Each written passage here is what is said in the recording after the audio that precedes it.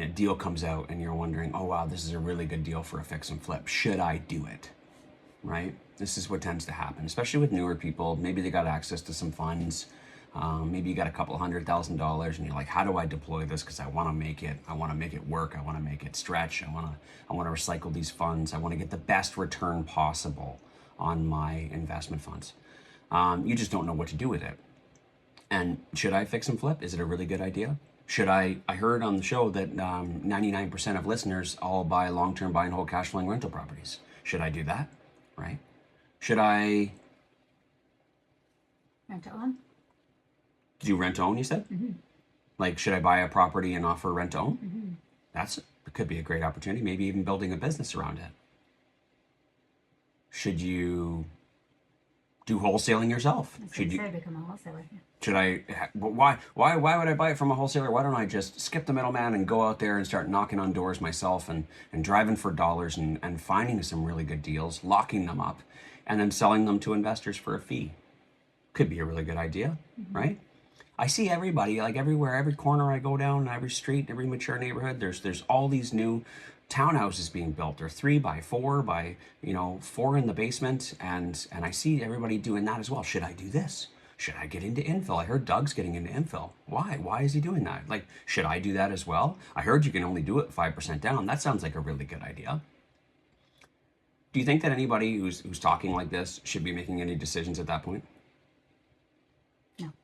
No, definitely not. I mean, you shouldn't be basing it by what everybody else is doing. Mm-hmm. And you certainly shouldn't be basing it off of just a 5-minute decision. You should probably do your research. There's a lot more to it when it comes to choosing a real estate strategy. And, I mentioned this early on in the show, beginning with the end in mind. And if you've ever heard that term before, it was coined by a very wise man named Jim Rohn. Nope, Stephen Covey. I misstepped. Stephen Covey. Mm-hmm. And what that means is that before you do anything, before you set any goals, before you embark on a journey, before you make any decisions, you should figure out what it is that you're trying to achieve first. Okay? Everything should be intentional. Everything should have some purpose. And if you're planning on buying a 4 townhouse with 4 basement suite development project because it sounds really cool, why? Is the only reason that it's because it's 5% down? Okay, wonderful. I can sell you one for $3.7 million right now, and I'm going to make a pretty penny as a wholesaler. That's the only reason, right? You don't mind that it doesn't cash flow? You don't mind that it doesn't make any money? That the return on investment is 0.5% per year? You don't mind? It's just only 5% down. That's the only thing you're worried about? You also heard that 50-year amortization is a really cool idea? Is that the only reason? You should be putting a little more thought into this. Obviously, the numbers is important or are important. The numbers are definitely important. But what do the numbers actually serve you? How do they serve you? What is the purpose of this property? Obviously, you want cash flow because you want to mitigate your risks, right? Mm-hmm. Right? More cash flow, less problems. Right? More cash flow into the reserve, more cash on hand that can cover things like random furnace breakdowns in the middle of the winter, right? You could be like me and be like, screw it. I've got money in the reserve for that. I've already allocated funds towards that. Cash flow is also really good for, if you have additional cash flow, maybe that can serve your lifestyle, right? Maybe that can be an extra vacation every year. Maybe that $1,000 a month in extra cash flow is $12,000 a year, which gets you that vacation with you and your family once a year that you couldn't otherwise do before because you don't have enough, you don't make enough in your job in order to do that. But also, what's the long-term goals for this property? Why? What is the purpose of this property other than providing $1,000 a month or $12,000 a year to go on a vacation? Is that the only reason? Because I can tell you that if that's the case, is that property the best property in order to give you that outcome, which is the $12,000 vacation every year?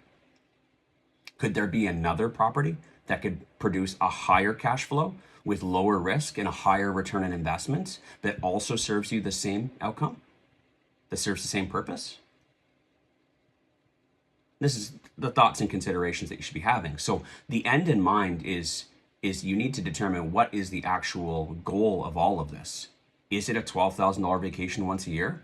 Or is it a certain amount of money by a certain age, because that money is going to provide you passive income for your retirement? Or that money, perhaps you're going to take, maybe you want to build up $5 million in net worth, sell everything and become a private lender, lend it out at 10% per year and make $500,000 per year. Maybe that's it, right? That 500, and the $500,000 isn't even the outcome. The $500,000 is that money is going to provide you with the lifestyle that you want. So you've got to go even deeper than that. What are you going to do with the $500,000? I can tell you right now, most of you guys couldn't spend $500,000 a year if you tried. You'd have fun for a few months, but you run out of ideas. Your garage would get very full. I'll get a bigger garage. This is the dumb shit that I hear all the time. Most of you guys couldn't spend $250,000 a year on a regular basis. You're going to realize that life is much simpler, but I digress. You want to get deeper into that conversation, join our mentorship program. But you know, what are you going to do with that $500,000 a year? What are the things, what's your life going to be like? I want to wake up every day. I want to make breakfast for my kid. We're going to have pancakes and bananas with bananas and chocolate chips in them. I'm going to get them ready for school and brush their teeth. I'm going to take them to school, and then I'm going to spend the day with my spouse, my wife, and then we're going to go for walks, and we're going to do Sudokus, and then we're going to pick up our kid from school, and we're going to take your kid to soccer practice afterwards. And do you really need $500,000 a year for that? No. But I want you guys to think that deep on that level. What is the end goal in mind? And what, now you're starting to realize that the property that you buy and the rent to own or the wholesaling or the fix and flips and everything else has zero, it means nothing. Is what are you trying to achieve here? And it could be as simple as an extra $12,000 a year for a vacation. That's okay. But what I want you to do is really get clear on what that is, and then determine what is the most effective and productive way to get to that as quickly as possible. Okay? Now, the strategy that you do choose, let's say it is, I don't know, $12,000 of cash flow, or $1,000 a month in cash flow, $12,000 a year. Whatever strategy you decide to do, maybe someone's thinking like, oh, well, instead, why don't I do a fix and flip instead? A fix and flip. All I need to do is one fix and flip, and I could make $30,000. And be done for the year. And I could go on 3 vacations every year, and I could be done. That's a terrific, that's a really good point, right? You might be overshooting a little bit more than you need to, but hey, if you could do it more productively and more effectively, why not? But is fix and flips right for you? Which kind of leads me into my next one, which is lifestyle. Whatever strategy you decide to choose, it really needs to complement your lifestyle. Mm-hmm. And your lifestyle and your commitments are very important. Very important. My lifestyle might be different than your lifestyle. I have one 9-year-old daughter. You have 4 kids, perhaps. And they're all under the age of 5. Is fix and flipping, are you able to do something like that? Can you be active in that business? Because maybe the fix and flip that you're trying to do is like, oh, I'm going to coordinate all this, the trades, and I'm going to order all the parts in and everything else. But you've got 4 kids under the age of 5 screaming that need bottles, and they're tearing the house apart. Is that something that you can, even though you're home all day, you're like, oh, I'm an at-home parent and I can do this. I got lots of time. And you got, Paw Patrol's blaring in the background while you're trying to talk to your trades, and the trades aren't coming in, and they're like, we got a big problem, we need you to come down here. Are you going to haul all the kids into the minivan and bring them down to the work site? It might not be right for you, but it might be right for somebody else. So maybe fix and flip isn't the best strategy for you and your lifestyle and your commitments, right? You and your spouse might work full time. And I've had this happen a few times where some of our mentees have said, I want to get into a fix and flipping business.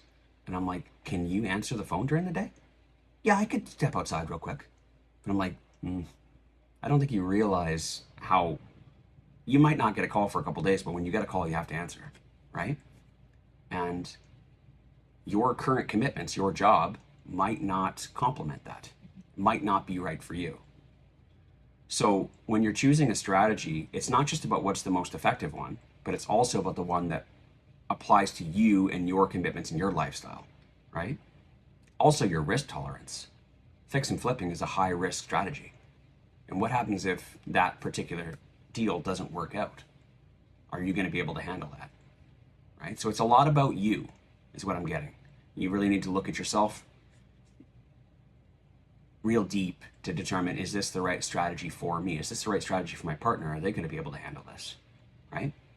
And that's okay if it's not. Now, there's a lot of things that you can do in personal development, self-development, and like grow into the person that you need to become in order to do a strategy like that.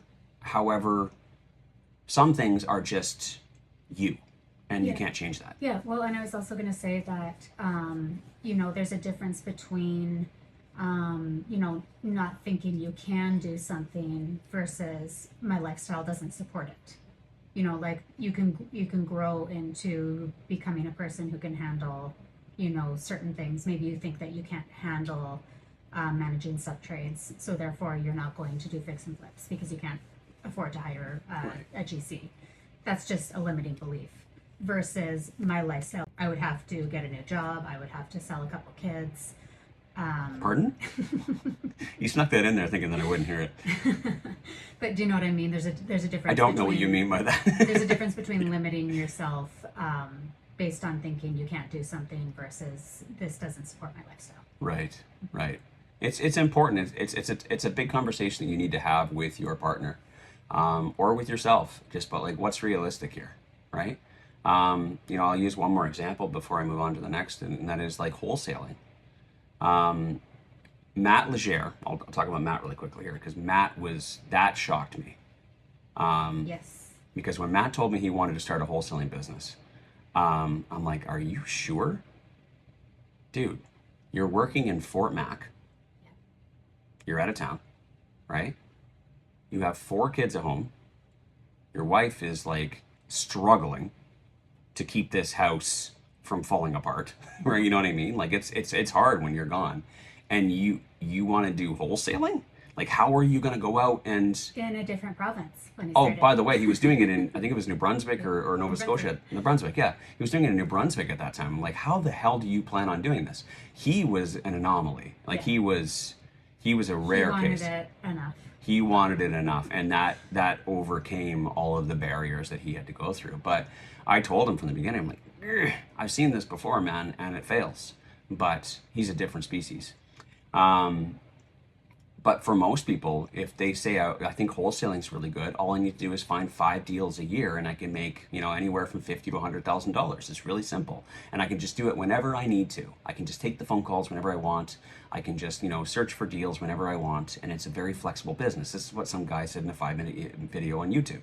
And I'm like, I'm telling you right now, what's required to be a successful wholesaler is you need to drop everything that you're doing whenever a good call comes in, and you need to go and you need to pounce on it before somebody else does, or before they just do something else. If they're calling you motivated that they need to sell, you need to move fast. And that's hard to do when you're sitting, and at the table eating craft dinner and hot dogs with the 4 kids. It's tough. And it'll be really hard if you're just doing it passively when you want, trying to get those 5 deals a year. It'll be really hard to build a loyal buyers list who will be waiting for your deals to come. You're going to have a really hard time selling those deals 5 times per year, opposed to having a steady stream of them coming in and buyers trusting you to bring those good deals. The consistency. Consistently. Yeah, the consistency. I'm just going to add one last thing is that, let's go back to the very first one, begin with the end in mind. What was the purpose of this? For this example, the purpose was to have a vacation with your family. Once a year, or however many times a year, right? For a lot of people, it's to spend more time with my family. That's why they say it. I want to get into real estate because I want more money, because that's going to allow me or enable me to be able to spend more time with my family. And yet, you're choosing a strategy that is pulling you away from your family in the meantime. I understand there's going to be some sacrifices that need to be made and some dedication. However, is that the best, most effective way to be doing this? Or is there another strategy that we could be looking at that can get you there without affecting your lifestyle in the meantime, right? Yes, it might be the most productive, but for how long and at what cost, right? And I can tell you with certainty, because of experience and wisdom, I can tell you there's always a better way. There's always a better way and an easier way that will not affect your lifestyle in the meantime, that will not affect your relationship with your spouse, your partner, or your kids, or the people that you care about most. I can promise you there's a better way. Now, you mentioned resources earlier. Thank you for bringing that up, because that's a really important one, because we take all this into consideration and you're like, Wayne, you're absolutely correct.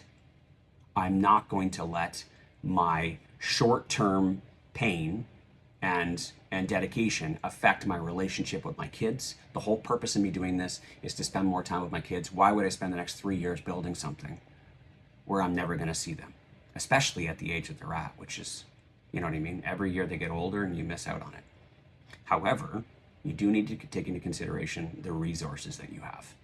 And that might limit you on your ability to pick and choose, or to be choosy.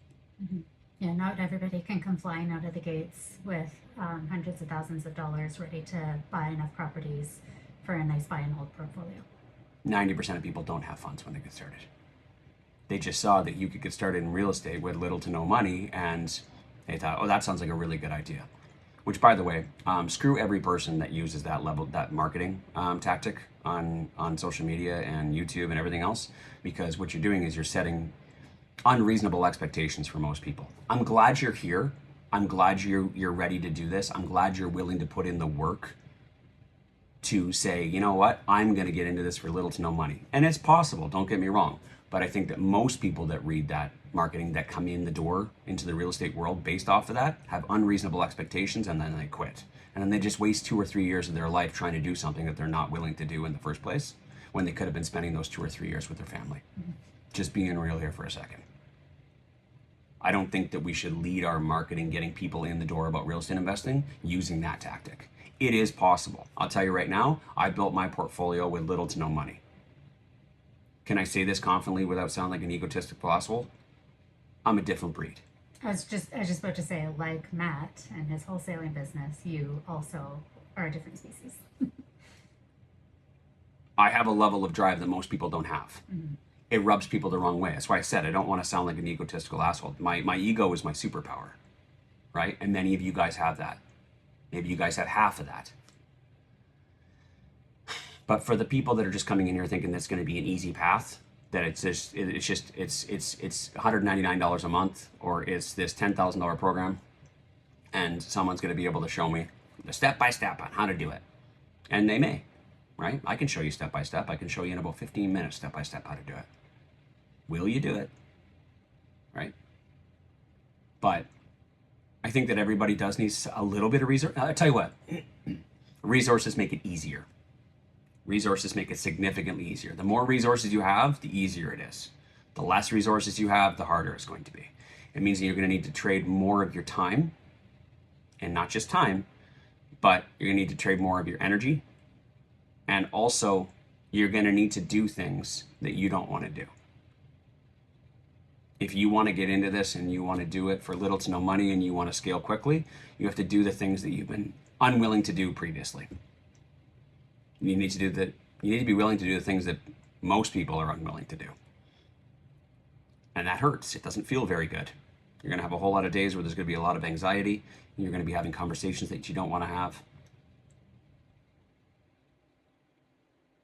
You're going to be doing things that maybe are against your values or your previous values. You're going to be going against your script, your rule book. The types of people that say, I don't like sales. I've never been a salesperson. Well, guess what? You're a fucking salesperson. It's the truth. You've had it in your head that I will never be a salesperson. I hate sales. I've never understood it. I'm not a marketing person. I don't like putting myself out there. I don't like being on camera. I don't like being the center of attention. All of those things, your whole script, of the whole way that you've built your whole self and your whole character, you have to rewrite it. Are you willing to do that? That's a lot harder to do than most things. It's a lot harder than raising money. I can tell you that for free. A lot of it is your internal script that you have to rewrite. You have to rewrite yourself. Now, hopefully when you rewrite yourself, you keep all the good stuff, right? And that's the most important thing. And that's what I teach people.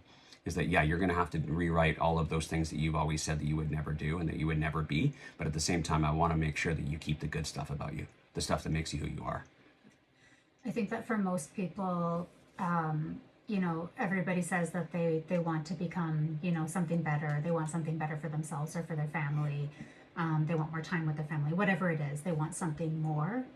But when it comes down to it and they realize that they need to actually, that's going to be harder, or they need to change something about themselves that feels uncomfortable, they need to grow, all those types of things, that will weed out 99% of people on the path to whatever they're considering their success to be, because most people require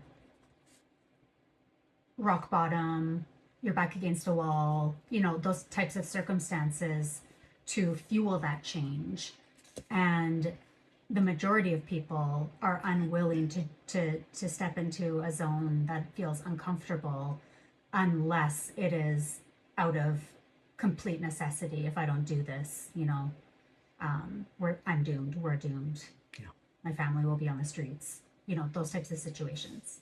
Yeah. Fritz in the comments here says, very timely, and this is a concept I have to remind myself of. It's good. It's good. These are the types of conversations you need to be having with yourself ahead of time, ideally. The last thing you want to do is go down a path and spend a year or 2 years before you have this conversation with yourself, because you might get into a particular strategy, invest a lot of money, invest a lot of time, invest a lot of energy, and then realize that this isn't the best way for me to be doing it. And then you turn around and you restart all over again. You spend 2 years going a different direction, which is a huge waste of time. And we don't live that long. Sometimes we die very quickly. Life is very short. So you want to make sure that you're really, really not investing necessarily your money, but investing your time, the limited amount of time we have as human beings, in the right, most productive way. Kyler in the comments here also says, so many more people need to be listening to this podcast right now. It's the truth, guys. It's the truth. It's really hard. I'll give you an example. I'll tell you a quick story here before we wrap up the show today. But this is actually something that, because we talked about various strategies. We talked about fix and flipping. We talked about wholesaling, right? And guys, we have podcast episodes on all of these different strategies. So you can learn everything you need to know about it. Plus, just reach out to us. We've got courses on all of this in our mentorship program, okay? If you want to learn more about these types of strategies.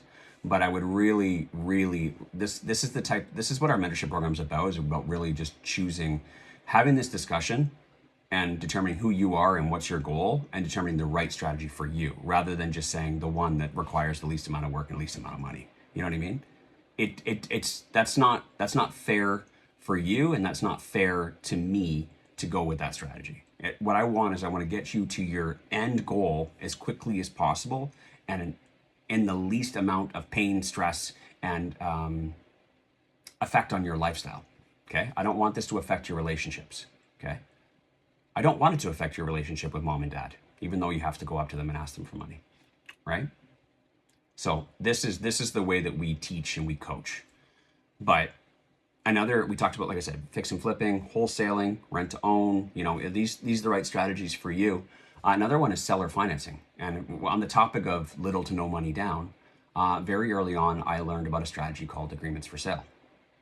And at that time, I was struggling because I had basically asked everybody that I know, or at least that I thought that I knew, about investing and with us and doing a joint venture. And also we had run out of money, and we were kind of reaching that mortgage wall as well, where, when the next mortgage that we were going to try and get, we were probably going to have to put a little bit more money down in order to meet the criteria for the mortgage lender.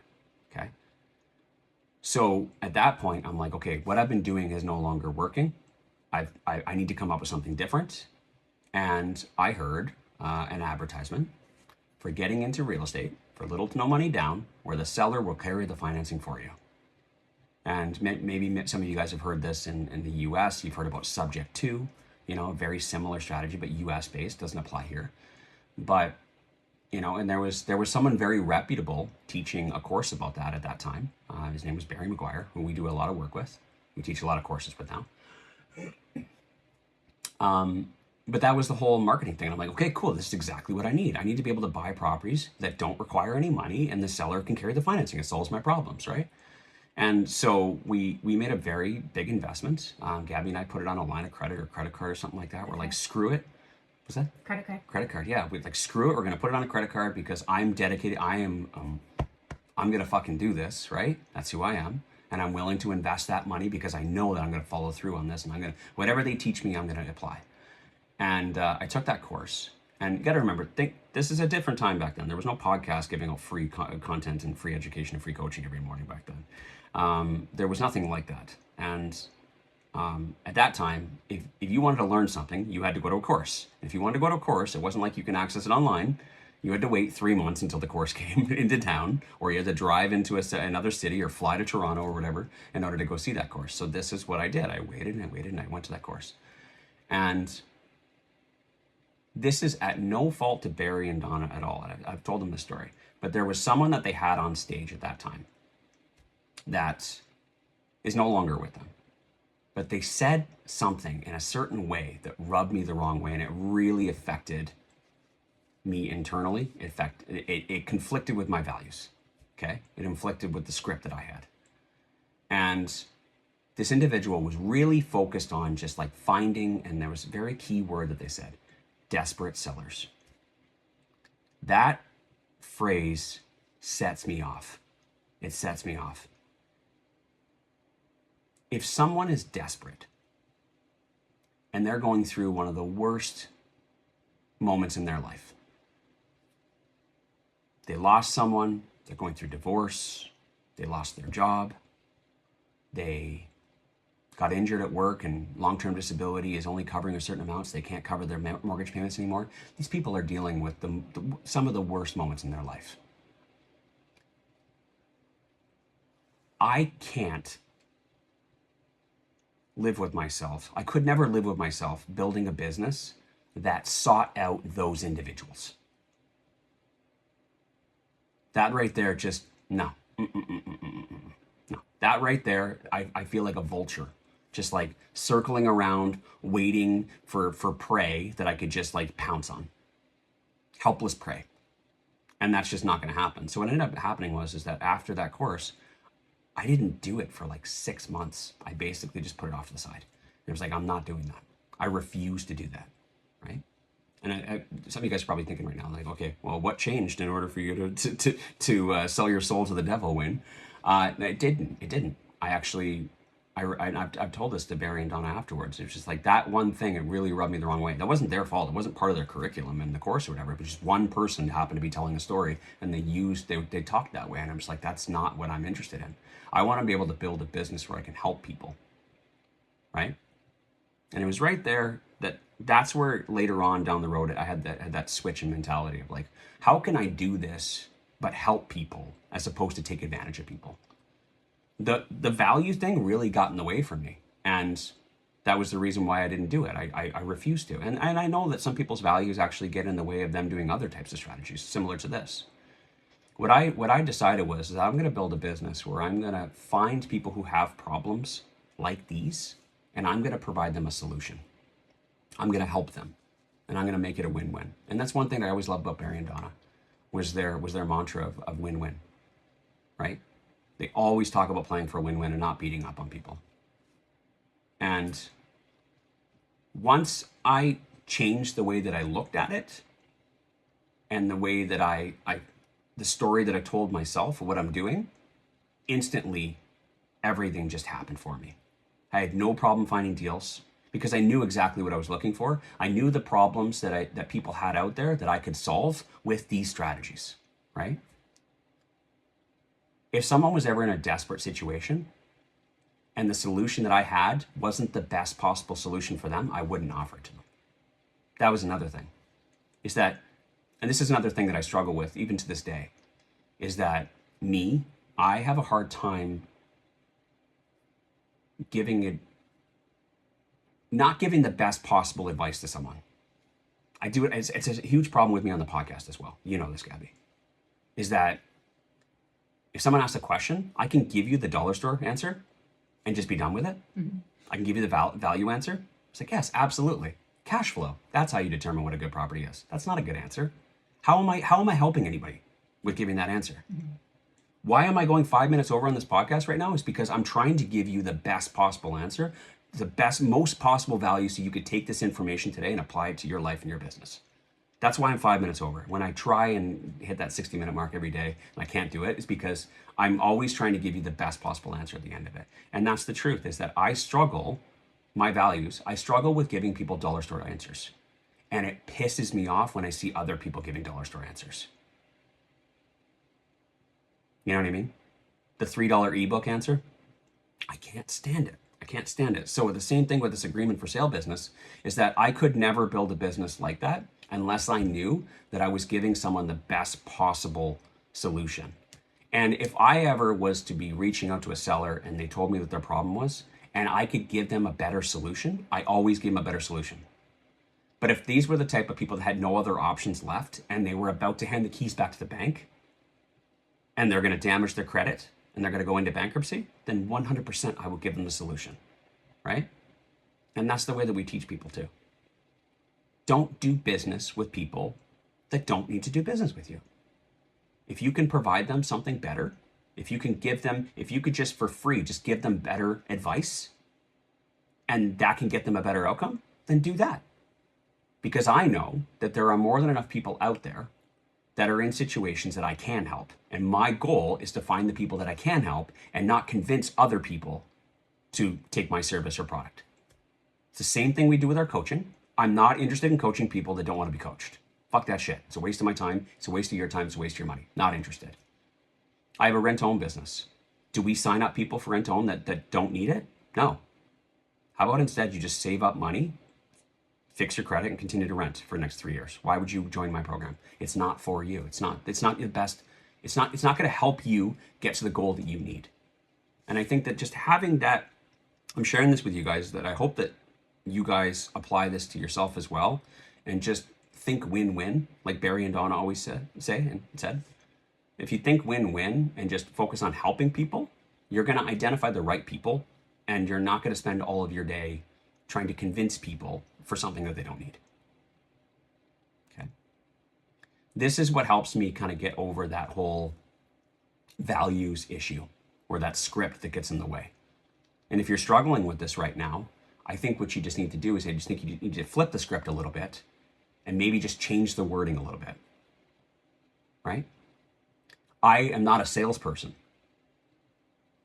That's a pretty firm belief. I am not a salesperson. I will never be a salesperson. Why don't you just flip that and say, I've never been good at sales because I've never been trained properly. I think that leaves the door open a little bit. Maybe you might be a little receptive to a little bit of sales training. Maybe if you spent a little bit more time with me, I can show you some tips and tricks and maybe how to flip that script so you feel a little bit more comfortable with sales. The reason why you haven't done sales is because you're scared of it, because you don't know anything about it. You're uncertain of it. You also think that it's also a bad thing. But if I could... you talked to a sleazy salesperson that tried to sell you a shitty car once. So now salespeople are sleazy. But if you could spend 20 minutes with me and I can show you how to do sales right in an honorable way with integrity, you might be a little more open to it, right? But that starts with you and flipping that script internally of just being a little more open to the concept, having that discussion, right? And then maybe there's a potential that you could be a really good salesperson, an honorable salesperson with integrity.